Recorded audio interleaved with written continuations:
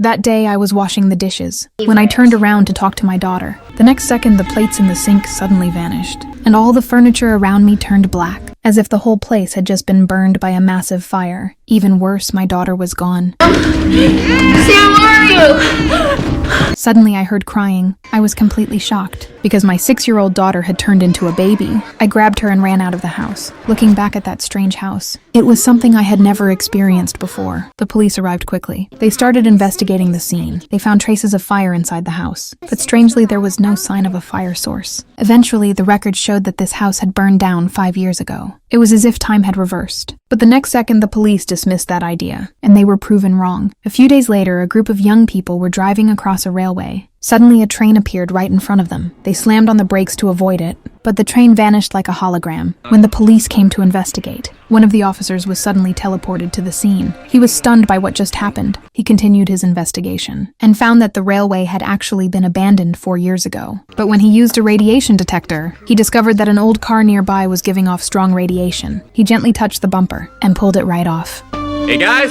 Just as he was about to report the incident,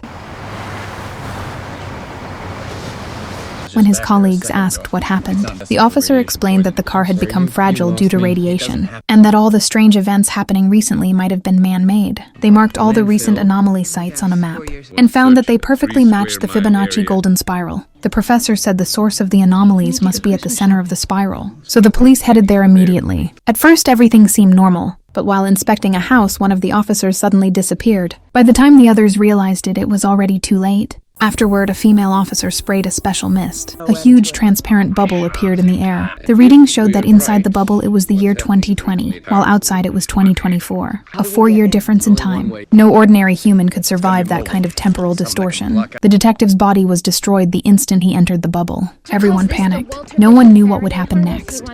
The massive stone gate was slowly closing, but my teammate and I were still trapped inside. Everyone stood outside the gate, yet no one dared to go in. Finally, a young newcomer rushed inside. Ignoring the danger, he pulled us out. Good job. You just killed yourself.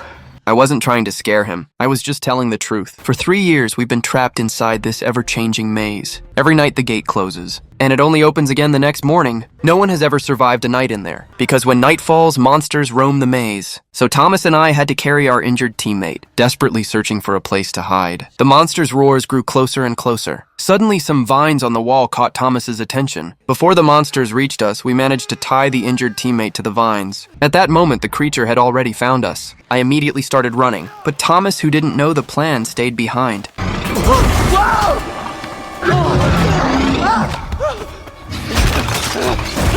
Thomas ran for his life, but the monster chased right after him. Soon he reached a dead end, so he made one final attempt.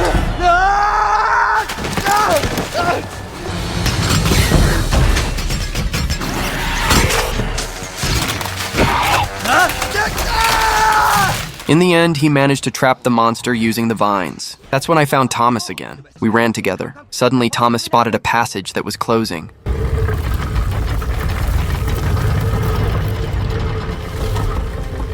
Thomas! What are you waiting for? Get out of there! Come on! Come on, Thomas! Don't look back! Run! Move it, Thomas! Go on! Oh, yes! Greeny, let's go! Come on! Come on, Greeny, let's go! Thomas! The next morning, the stone gate opened again, but the corridor was empty. Everyone thought we were dead. Their faces were filled with despair. They stood by the gate hopelessly. But just as they were about to leave, we appeared. Everyone was shocked, because since we arrived here, no one had ever survived a night in the maze, and Thomas had just broken that legend with a miracle. I have the power to control magnetic fields. The Dark King threatened my mother's life to force me to move a coin with my power, but after several tries, I still couldn't do it. My mother stood beside me, encouraging me and telling me I could succeed, yet I failed again. Try. Anger and helplessness swept over me. In an instant, my power erupted completely. The helmets of the nearby soldiers were shredded by my force. The whole room descended into chaos. Seeing this, the Dark King left satisfied and tossed the coin to me. I hated him deeply and vowed I would have my revenge. Years later, I began hunting for the Dark King's whereabouts. I found one of his henchmen and attacked him directly. At that moment, someone raised a gun at me, so I activated my ability and forced the muzzle to swing towards someone else.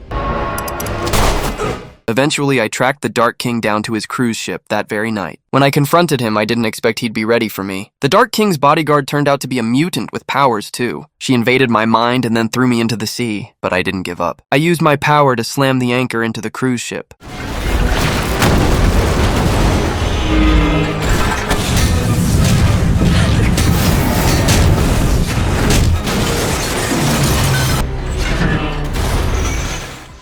That ship could even transform into a submarine. I tried to control it again, but I was exhausted. If I'd kept going, I might have drowned. Professor X saved me underwater in the end, and I didn't stop chasing the Dark King. Years later, I found him again. When we faced off, I still couldn't beat him outright. At the crucial moment, I used my power to rip off the Dark King's helmet. With Professor X's help, we restrained him. Then I put the helmet on, ignoring Professor X's warnings. I pulled out that coin and used it to kill him.